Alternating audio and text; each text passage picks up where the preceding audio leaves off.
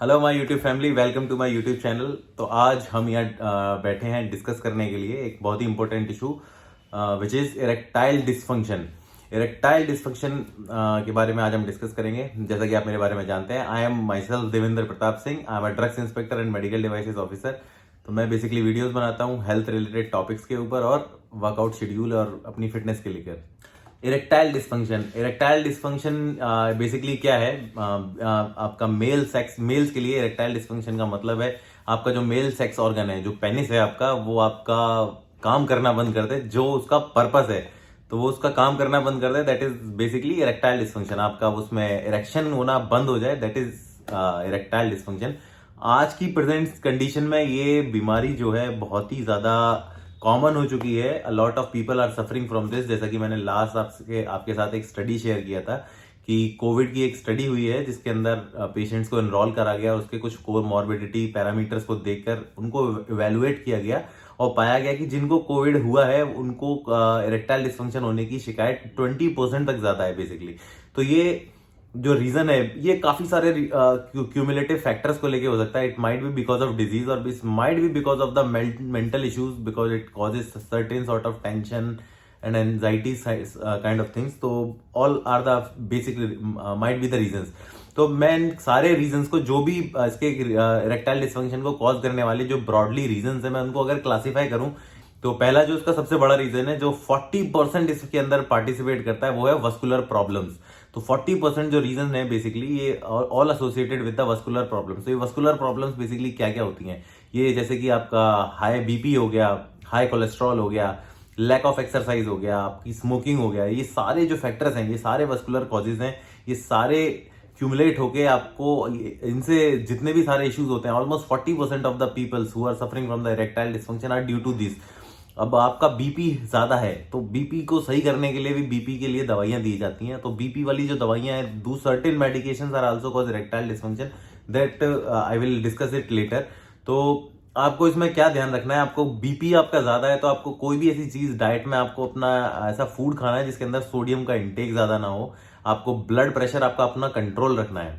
दूसरा है आपका कोलेस्ट्रॉल। कोलेस्ट्रॉल के लिए आपको क्या करना है? आपको जंक फूड नहीं खाना है, आपको वीट नहीं खाना है, आपको सिंपल कार्बोहाइड्रेट्स नहीं खाने हैं, आपको ट्रांस फैट्स अवॉइड करने हैं, अनसेचुरेटेड फैट्स खाने हैं, आपको सेचुरेटेड फैट्स नहीं खाना है। आपको इस तरीके से आपको हेल्दी फैट्स का कंजप्शन करना है जिससे आपका कोलेस्ट्रॉल का लेवल कंट्रोल हो और आपका कोलेस्ट्रॉल का लेवल कम हो। आपको वेट लॉस पे ध्यान देना है।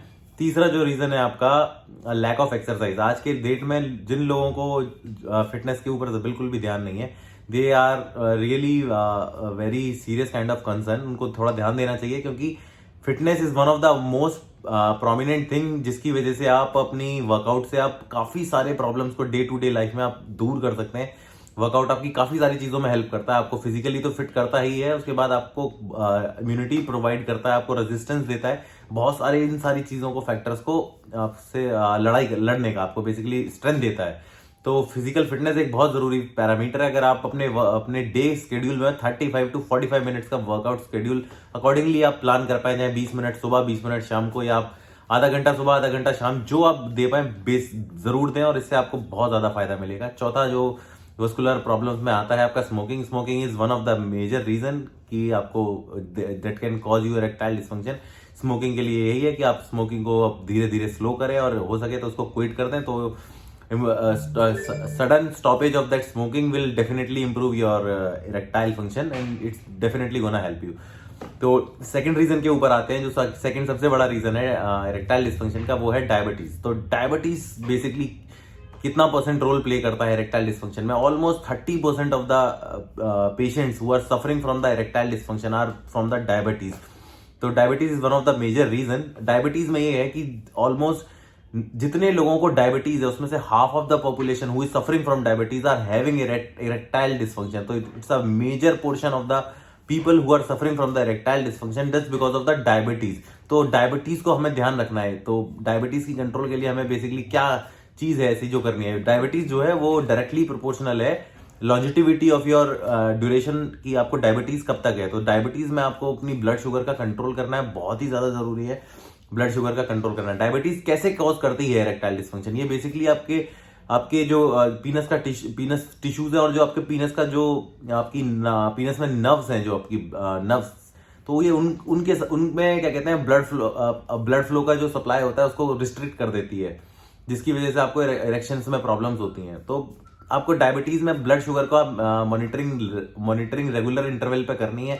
और ब्लड शुगर को कंट्रोल करने के लिए आपको क्या क्या करना है, आपको डाइट में अपने सर्टेन चेंजेस करने हैं। आपको सिंपल कार्ब्स, शुगर्स की intake, flavoured juice, raw cans juice, ये सारे जिस सारी चीजें जिसके अंदर आपका शुगर का इंटेक हो सकता है वो आपको अवॉइड करना है। आपको जो फ्रूट्स जो ज्यादा मीठे होते हैं, अच्छी लाइक चीकू और बनाना, ये सारे फ्रूट्स आपको अवॉइड करने हैं। और आपको वर्कआउट का स्केड्यूल आपके अंदर डालना है। Physically you have to active, जैसे मैंने बोला, fitness is one of the major role who can help you in the combat of this erectile dysfunction. तो आपको फिटनेस के ऊपर बहुत ध्यान देना है। तो ये सारे रीजन आप ध्यान रखेंगे, वेट लॉस पे आप ध्यान रखेंगे, आप अपना मॉनिटरिंग करते रहेंगे ब्लड शुगर की, it will definitely lower your blood sugar. और ये एक बार आपका नॉर्मल रेंज में आ गया तो there are very less probability for getting erectile dysfunction due to diabetes. तो ये दूसरा सबसे बड़ा रीजन था। तीसरा जो रीजन है, जो 15% जो लोग इरेक्टाइल डिस्फंक्शन से सफर करते हैं, these are basically because of the certain medications. जो आप दवाइयां खाते हैं उनमें से कुछ दवाइयां आप ऐसी खाते हैं जिसको प्रोलॉन्ग टाइम तक यूज करने की वजह से आपको इरेक्टाइल डिस्फंक्शन हो सकता है। तो वो कौन सी दवाइयां हैं जिससे खाने से आपको ये सारे इश्यूज हो सकते हैं? तो जो पहली दवाइयां हैं, बेसिकली आपको जो बीपी मेंटेन करने के लिए आप जो दवाइयां खाते हैं to monitor your blood pressure, वो सारी दवाइयां मैक्सिमम आपको ये दिक्कतें दे सकती हैं। वो कौन सी दवाइयां हैं बेसिकली जो करती हैं आपको, जो आपके थायराइड क्लास की जो मेडिसिन हैं आपको जो बीपी में यूज करते हैं, दैट में कॉज यू इरेक्टाइल डिस्फंक्शन। जो आपके बीटा ब्लॉकर्स हो गए लाइक मेटोप्रोलॉल, ये आपको प्रोलॉन्ग्ड यूसेज पर आपको इरेक्टाइल डिस्फंक्शन का साइड इफेक्ट दे सकती है। और जैसे कुछ मेडिकेशन जैसे आपको एंजाइटी डिप्रेशन में आप बेसिकली यूज करते हैं, जैसे कि SSRIs हो गए, सिलेक्टिव सेरोटोनिन रीअपटेक इनहिबिटर्स। तो इस क्लास के जो मेडिसिन आप यूज करते हैं टू कंट्रोल योर एंजाइटी और depression, it might affect you and it might cause you erectile dysfunction. तो आप अगर कोई भी सारी दवाइयां अगर आप इनमें से आप लेते हैं और आपको इरेक्टाइल डिस्फंक्शन की शिकायत है, तो please consult your doctor and tell them कि सर हम ये डिप्रेशन के लिए दवाइयां ले रहे हैं और हमको इरेक्टाइल डिस्फंक्शन की शिकायत हो रही है। इसमें शर्माने की और हिचकिचाने की कोई जरूरत नहीं है। It's a very serious kind of thing. हमको इस बारे में बाहर निकल के आना चाहिए। It's a taboo kind of thing in India, but we have to discuss because it's our health and it's our sexual wellness is also a very important thing. If you are married or somewhat in relationship with a girl, तो ये it has to be discussed with your health professional. इसके लिए शर्माने वाली बात नहीं है। It's a very generous and important thing of your health aspect. अब चौथा जो रीजन है जो इसके लिए वाइटल रोल प्ले करता है, वो है आपका न्यूरोलॉजिकल कॉजेज। न्यूरोलॉजिकल कॉजेज में आपका बेसिकली क्या आता है, आपकी कोई भी सर्जरी हुई है, आपकी स्पाइनल सर्जरी हुई है, या आपको कोई मल्टीपल स्क्लेरोसिस टाइप की डिजीज है, दैट माइट अफेक्ट यू। और ये 6% आपका रोल प्ले करता है आपके इरेक्टाइल डिस्फंक्शन में। तो 6% तक तकरीबन लोग हैं जो इरेक्टाइल डिस्फंक्शन से अफेक्ट जिनको होता है, जिनकी कोई भी इस तरीके की न्यूरोलॉजिकल आपको इश्यूज या कंडीशंस रहती हैं। तो ऑलमोस्ट 6% लोग हैं जिनको ये इशू रहता है। अब जो अगला फैक्टर आता है वो आता है आपका पेल्विक सर्जरी। आपकी कोई पैरास्टोमी हुई है या आपकी लोअर एब्डोमेन से नीचे कोई भी सर्जरी हुई है, तो ये माइट बी द रीजन कि आपको उसकी वजह से इरेक्टाइल डिस्फंक्शन हो सकता है। 5% जो पेशेंट हैं जिनको इरेक्टाइल डिस्फंक्शन है are because of those pelvic kind of surgeries. तो लास्ट जो अब रीजन है रह गया है उसको और डिस्कस कर लेते हैं, हार्मोन कंडीशंस के बारे में। कुछ सर्टेन हार्मोन बेस्ड कंडीशंस भी हो सकती हैं जिसकी वजह से आपको इरेक्टाइल डिस्फंक्शन की शिकायत हो सकती है। वो हार्मोन कंडीशन क्या हो सकते हैं? आपके टेस्टोस्टेरोन का लेवल बॉडी में कम है। टेस्टोस्टेरोन का लेवल बॉडी में बेसिकली क्यों कम है, उसके बहुत सारे रीजन हो सकते हैं। टेस्टोस्टेरोन का लेवल कम क्यों हो सकता है, जैसे कि मैंने अपना पिछले एक वीडियो डाला था कि how to boost your testosterone, उसमें मैंने सारा डिस्कस किया है कि टेस्टोस्टेरोन का लेवल बेसिकली क्यों कम हो सकता है। तो पिट्यूटरी अगर आपकी ग्लैंड आपकी सही से फंक्शन नहीं कर रही है और वो आपका बॉडी में इनफ अमाउंट ऑफ टेस्टोस्टेरोन नहीं बना पा रही है, तो that might be the reason जिसकी वजह से आपको इरेक्टाइल डिस्फंक्शन की शिकायत हो सकती है। ऑलमोस्ट 4% तक पेशेंट हैं ऐसे जिनको इरेक्टाइल डिस्फंक्शन की शिकायत लो टेस्टोस्टेरोन की वजह से होती है। तो ये हार्मोनल डिस्टर्बेंसेस की वजह से भी इरेक्टाइल डिस्फंक्शन होता है।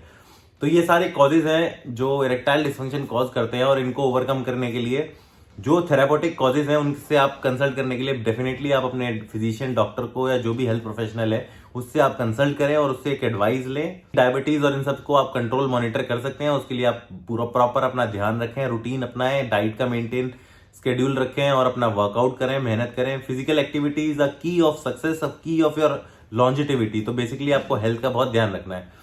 तो ये आज का वीडियो इरेक्टाइल डिस्फंक्शन को लेके ही था, इस बारे में हमने अच्छे से डिस्कस किया। आई गेस आपको मैं एक इन्फॉर्मेशन प्रोवाइड करवा पाया हूँ इस रिगार्डिंग। अगर आपका कोई भी डाउट है, आप वीडियो के नीचे कमेंट करें। You can ask me any question, I will answer all the questions. और किस टॉपिक के बारे में आप वीडियो चाहते हैं आप बताइए, मैं उस टॉपिक के बारे में वीडियो बनाने का बिल्कुल कोशिश करूंगा। तो आज की वीडियो में इतना ही, अब बंद करते हैं। Thank you so much, thanks for watching, keep sharing.